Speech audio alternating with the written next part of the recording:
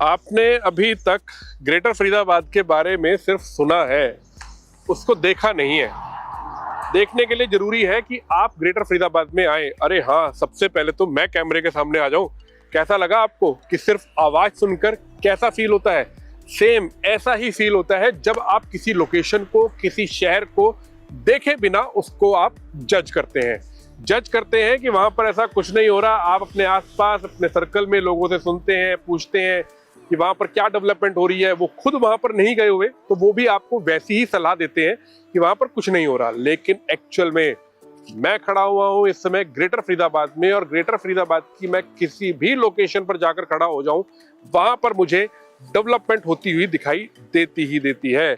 यकीन मानिए, आज का ग्रेटर फरीदाबाद वो ग्रेटर फरीदाबाद बिल्कुल नहीं रहा जो ग्रेटर फरीदाबाद आज से 5 साल पहले हुआ करता था। और यकीन मानिए, जो आज है यहाँ की लोकेशन, ये लोकेशन आज से 5 साल बाद भी ऐसी नहीं रहेगी। सब बदल चुका होगा। सब जगह आपको नए रेजिडेंस मिलेंगे, सब जगह आपको नई डेवलपमेंट मिलेगी, नया इकोसिस्टम मिलेगा। ये सब कुछ आपको मिलेगा, और ये सब इंफॉर्मेशन देने के लिए ही मैं आज आपके सामने इस वीडियो में आया हूं। और आपको मैं कंप्लीट इंफॉर्मेशन और कंप्लीट डेवलपमेंट की अपडेट दूंगा इस वीडियो के अंदर। तो मैं वैभव शर्मा एक बार फिर आपका स्वागत करता हूं अपने YouTube चैनल पर।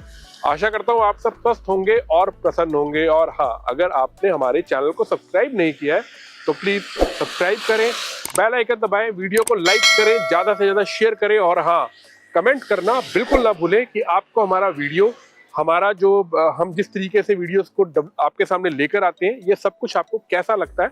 अपने सजेशंस जरूर हमें इस वीडियो के अंदर दीजिए। और हाँ, वीडियो को आज स्किप मत करिएगा, लास्ट तक देखिएगा, क्योंकि आज आपको ग्रेटर फरीदाबाद की मैं वो डेवलपमेंट और वो इकोसिस्टम बताने वाला हूँ जिस पर आने वाला 2025 और 2026 का जो साल है, जो अब चल भी रहा है, रनिंग ईयर है, ये कैसा रहने वाला है यहाँ पर उनके लिए जो इन्वेस्टमेंट कर चुके हैं लेकिन उनके अंदर पेशेंस नहीं है, वो एग्जिट करना चाह रहे हैं, या उनके लिए जो यहाँ पर अब एंटर करना चाहते हैं ग्रेटर फरीदाबाद के अंदर इन्वेस्टमेंट में, उनके लिए ये 2025-2026 का साल कैसे रहने वाला है, कौन कौन सी डेवलपमेंट यहाँ पर होने वाली है, कौन से ऐसे प्रोजेक्ट हैं जिनके अंदर आप अगर इन्वेस्ट करते हैं तो आपको आने वाले टाइम के अंदर एक अच्छी अप्रिसिएशन मिलेगी। तो शुरू करते हैं वीडियो को। और जैसा कि आप मेरे पीछे की लोकेशन में देख रहे हैं, पीछे आपको जो दिखाई दे रहा है बिल्डिंग, ये है ओमेक्स वर्ल्ड स्ट्रीट। मैंने ये लोकेशन इसलिए चूज करी है क्योंकि ये ग्रेटर फरीदाबाद का एक सेंटर पॉइंट है। ये सेंटर पॉइंट बिल्कुल उस तरीके से है जैसे दिल्ली का कनॉट प्लेस है, क्योंकि कनॉट प्लेस एक ऐसी लोकेशन है जहां से आप पूरे दिल्ली को कहीं से भी आप कवर कर सकते हैं, आप उसको टच कर सकते हैं। इसी तरीके से आप इस लोकेशन से भी पूरे ग्रेटर फरीदाबाद को आसानी से समझ सकते हैं। ग्रेटर फरीदाबाद के अंदर 2021 के मास्टर प्लान के अंदर मैंने आपको ऑलरेडी एक वीडियो बनाया हुआ है जिसके अंदर मैंने 2021 और 2031 का मास्टर प्लान आपको बखूबी समझा रखा है। उसका लिंक आपको डिस्क्रिप्शन में मिल जाएगा, आप वो लिंक देख सकते हैं, आपको वहां से कंप्लीट इंफॉर्मेशन मिलेगी। तो 2021 के मास्टर प्लान के अंदर टोटल 15 सेक्टर 79 से लेकर सेक्टर 89 तक, जिसके अंदर एक ही कमर्शियल सेक्टर है, सेक्टर 79 ओमेक्स वर्ल्ड स्ट्रीट, और इसके सराउंडिंग में जो बसे हुए हैं वो सारे रेजिडेंशियल सेक्टर है। और मेजर यहाँ पर जो डेवलपमेंट होती है, मेजर प्रोजेक्ट जो आपको यहाँ पर मिलते हैं, ये प्रोजेक्ट्स मिलते हैं आपको यहाँ पर रेजिडेंशियल प्लॉट्स के, जिसके अंदर आपको डेवलपर के प्लॉट्स भी मिलेंगे, जैसे बीपीटीपी है यहाँ पर, टीडीआई है यहाँ पर, अमोलिक है यहाँ पर, एडोर है यहाँ पर, ओमेक्स के प्लॉट्स हैं यहाँ पर। इसके साथ साथ हुड्डा के प्लॉट्स भी यहाँ पर बहुत मेजर रोल अदा करते हैं अपने।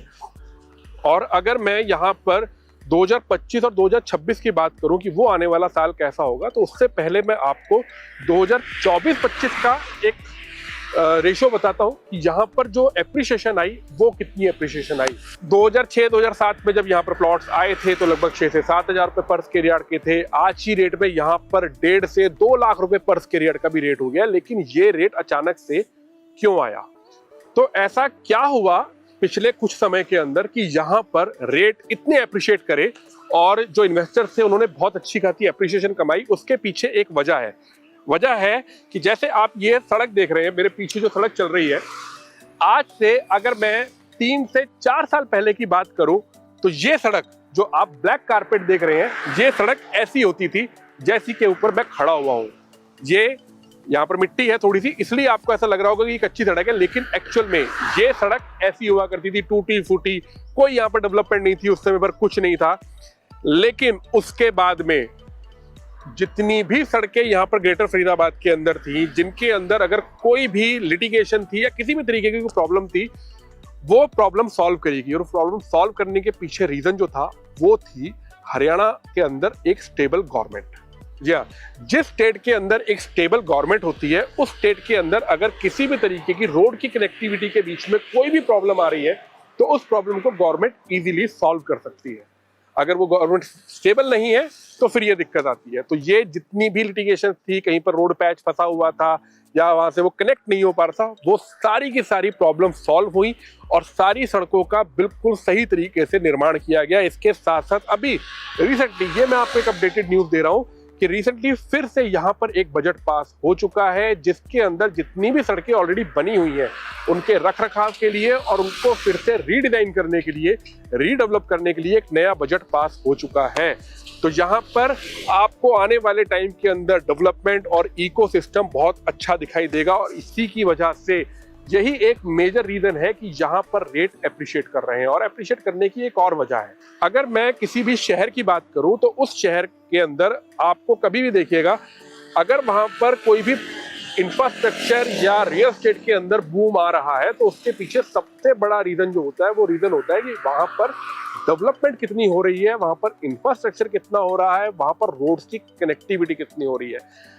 ये आप सब जानते हैं, ऑलरेडी आपने मेरे वीडियो पीछे देखे होंगे जिसके अंदर मैंने आपको डिटेल में सब कुछ बताया है कि यहाँ पर रोड्स की कनेक्टिविटी किस तरीके से हो रही है, कौन सी रोड कहाँ से कनेक्ट हो रही है, ये सब कुछ मैंने आपको वीडियोस के अंदर बता रखा है। तो यही रीजन है कि ग्रेटर फरीदाबाद को इन्वेस्टर्स ने बहुत अच्छी तरह से जान लिया है, पहचान लिया है और इसीलिए इन्वेस्टर्स की पहली जो पसंद है दिल्ली एनसीआर के अंदर वो ग्रेटर फरीदाबाद ही है और प्लॉट्स उनकी पहली पसंद है। अब मैं आपको लेकर चलूंगा आगे और अलग अलग लोकेशन पर ले जाकर मैं आपको वहां से कनेक्टिविटी दिखाने की कोशिश करूंगा कि किस तरीके से ग्रेटर फरीदाबाद को ये सड़कें जो हैं ये कनेक्ट कर रही हैं।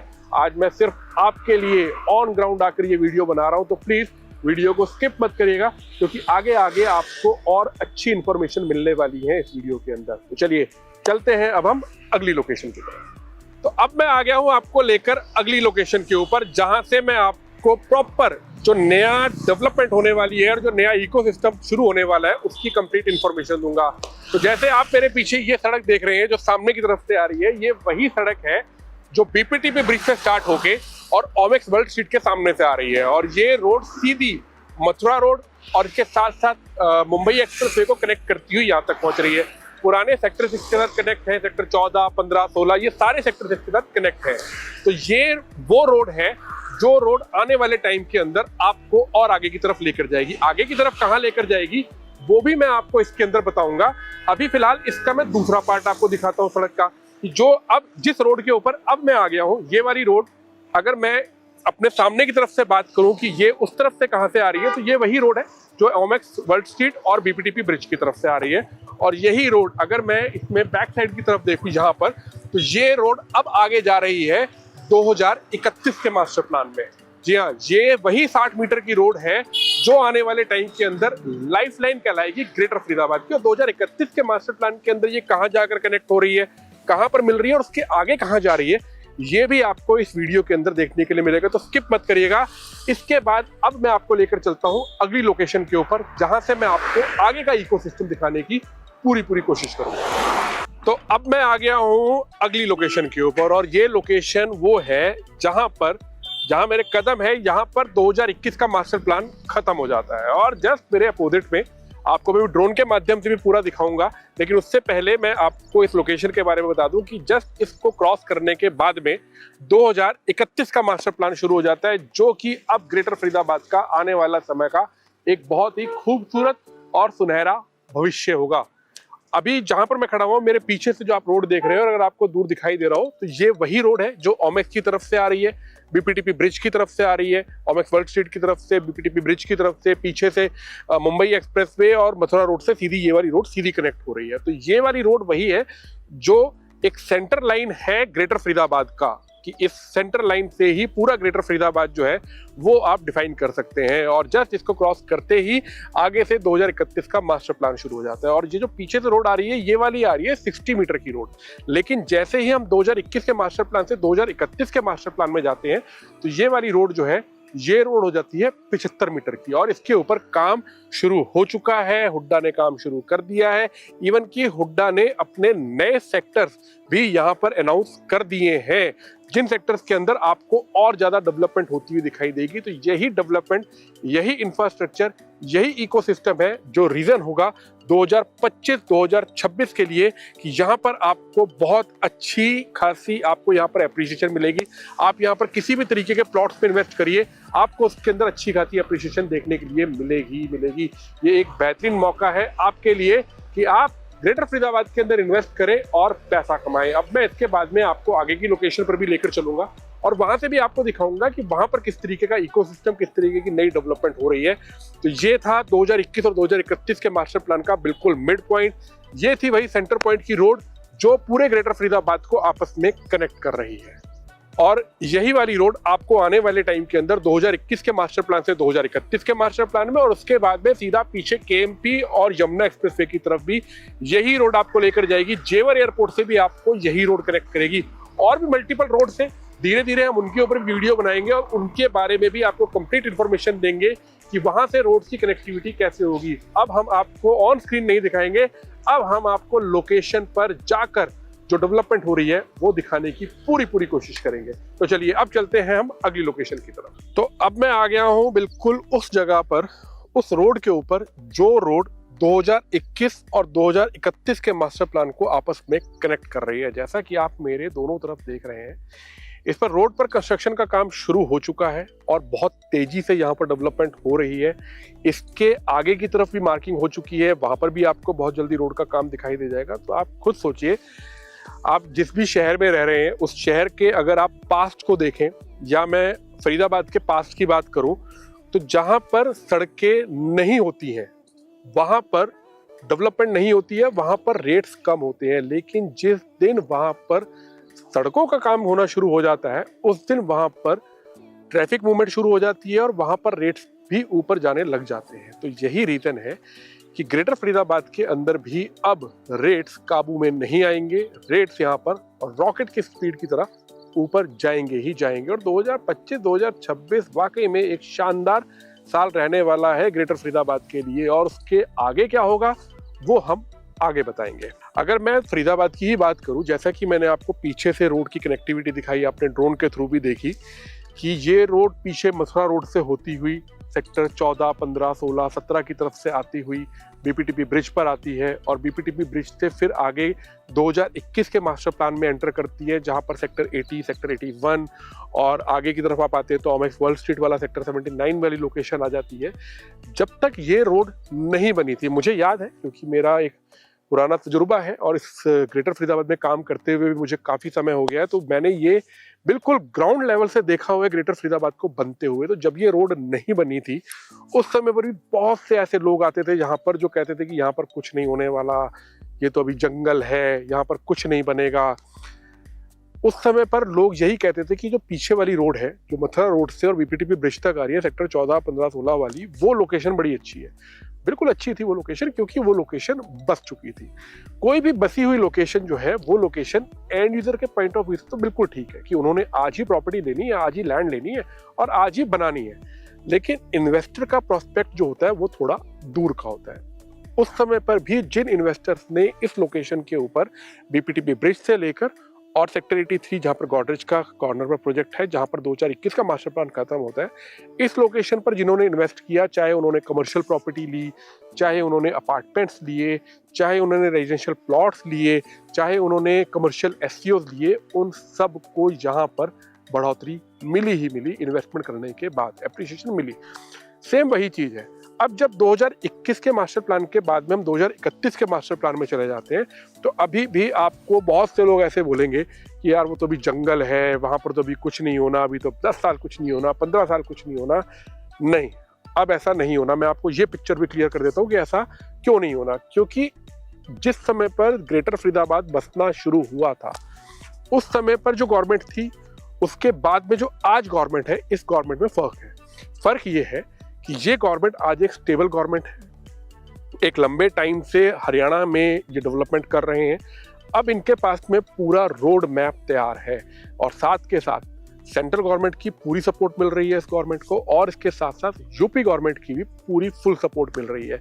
इसीलिए फरीदाबाद को एक सेंटर पॉइंट बनाया गया ताकि ये गुड़गांव के साथ भी सीधा कनेक्ट हो सके। अगर मैं बात करूं दिल्ली की तरफ से, तो दिल्ली की तरफ से भी ये सीधा कनेक्ट हो सके, पलवल की तरफ से भी सीधा कनेक्ट हो सके, और पीछे जहां पर नोएडा है, ग्रेटर नोएडा है, जेवर एयरपोर्ट है, वहां से भी इसको सीधी कनेक्टिविटी मिल सके। उस सीधी कनेक्टिविटी के लिए ही सेंट्रल गवर्नमेंट अपने भी यहाँ पर हाईवे के प्रोजेक्ट, एक्सप्रेसवे के प्रोजेक्ट लेकर आई। इसके साथ साथ हरियाणा गवर्नमेंट की जो इंटरनल स्टेट रोड्स होती हैं, उनके ऊपर भी रात दिन काम यहाँ पर शुरू हो गया, और उन्हीं रोड्स की वजह से, उन्हीं डेवलपमेंट की वजह से आज ग्रेटर फरीदाबाद पूरी दुनिया के अंदर जाना जाता है। दुनिया के अंदर जाना जाता है, उसके पीछे वजह है जिस तरीके से एनआरआई क्लाइंट्स जो होते हैं वो इन्वेस्टमेंट करते हैं। वो इन्वेस्टमेंट अभी तक गुड़गांव में कर रहे थे, लेकिन अब उनका रुझान ग्रेटर फरीदाबाद की तरफ भी आ गया है। ग्रेटर फरीदाबाद की तरफ आने के पीछे यही वजह है कि अब ग्रेटर फरीदाबाद को एक पहचान जो मिल रही है वो पूरी दुनिया के अंदर पहचान मिल रही है। उसके पीछे रीजन है जेवर एयरपोर्ट, उसके पीछे रीजन है कनेक्टिविटी, उसके पीछे रीजन है नया इकोसिस्टम, उसके पीछे रीजन है नया इंफ्रास्ट्रक्चर। मैं बार बार इंफ्रास्ट्रक्चर की बात इसलिए करता हूं कि जैसे मैंने अपने लास्ट वीडियो के अंदर भी बताया था कि रियल एस्टेट दो पहियों पर चलता है, जिसके अंदर एक होता है इंफ्रास्ट्रक्चर, एक होता है नया इकोसिस्टम, नई डेवलपमेंट, नई कनेक्टिविटी। इनके ऊपर चलता है रियल एस्टेट, और ग्रेटर फरीदाबाद का रियल एस्टेट को ये दोनों पहिए बिल्कुल बढ़िया तरीके से मिल चुके हैं, रनिंग कर रहे हैं, जिसकी वजह से आज ग्रेटर फरीदाबाद दुनिया में अपनी पहचान बना रहा है। तो आपसे भी मैं यही रिक्वेस्ट करूंगा कि आप प्लीज आप ग्रेटर फरीदाबाद आइए, आकर आप विजिट करिए, यहाँ पर आप देखिए आपका क्या बजट है, उस बजट के अकॉर्डिंग आप यहाँ पर अपने इन्वेस्टमेंट्स के ऑप्शन देख सकते हैं। आपको यहाँ पर मल्टीपल ऑप्शंस मिलेंगे, और प्लॉट्स की तरफ अगर आप ध्यान देंगे तो आपको ज्यादा फायदा मिलेगा। प्लॉट्स की रेंज यहाँ पर 110 स्क्वायर यार्ड से लेकर और 1000 स्क्वायर यार्ड तक के प्लॉट साइजेस हैं यहाँ पर। अकॉर्डिंग टू योर बजट आप उसको प्लान कर सकते हैं। आप उसके अकॉर्डिंग ही आप लोकेशन देख सकते हैं, किस लोकेशन के ऊपर आज की रेट में रेट बहुत पीक पर पहुंच चुके हैं और आगे बढ़ने वाले हैं, किस लोकेशन के ऊपर रेट जो है वो अभी कम है, जहां पर कि अभी स्टेबिलिटी है और वहां पर एप्रिसिएशन होने के चांसेस ज्यादा हैं। वो सब कुछ आप तभी समझ पाएंगे जब आप फरीदाबाद विजिट करने के लिए आएंगे। तो मैं वैभव शर्मा एक बार विदा लेता हूं आपसे, और बहुत जल्दी फिर आपके सामने हाजिर होऊंगा। तब तक आप नीचे दिए गए नंबर पर आप कॉल कर सकते हैं, हमसे बात कर सकते हैं, हमारी प्रोफेशनल टीम से बात कर सकते हैं, अपनी विजिट प्लान कर सकते हैं, और एक बेहतरीन कंसल्टेंट होने के नाते हम आपको वो सभी सर्विसेज देने की पूरी कोशिश करेंगे जो एक कंसल्टेंट और एक इन्वेस्टर के बीच में होनी चाहिए। आपको राइट पाथ दिखाना, आपको राइट इन्वेस्टमेंट बताना, आपको वो सब छोटी से छोटी और बड़ी से बड़ी जानकारी देना, जो जानकारी आपके लिए जरूरी है वो देने की हम पूरी कोशिश करते रहेंगे। फिर आपके सामने हाजिर होऊंगा एक नया वीडियो लेकर। उस नए वीडियो के अंदर आपको एक नई डेवलपमेंट दिखाऊंगा, एक नई लोकेशन पर लेकर जाऊंगा, उस नई लोकेशन का नया इकोसिस्टम, नई डेवलपमेंट, नया इंफ्रास्ट्रक्चर, वो सब कुछ दिखाने की कोशिश करूंगा, और किस तरीके से ग्रेटर फरीदाबाद इंटरनली आपस में कनेक्ट हो रहा है वो बताने की कोशिश करूंगा, और आउटर साइड से नए शहरों के साथ में, नई कनेक्टिविटी के साथ में ग्रेटर फरीदाबाद कैसे कनेक्ट होने की कोशिश कर रहा है और कैसे कनेक्ट हो रहा है, ये कंप्लीट इंफॉर्मेशन आपको उस वीडियो के अंदर भी मिलेगी। तो ऐसे ही जुड़े रहें हमारे चैनल के साथ, हमारे साथ, ताकि आपको ग्रेटर फरीदाबाद और आसपास की लोकेशन की कंप्लीट इंफॉर्मेशन, कंप्लीट अपडेट आपको टाइम टू टाइम मिलती रहे। Thank you very much, have a good day.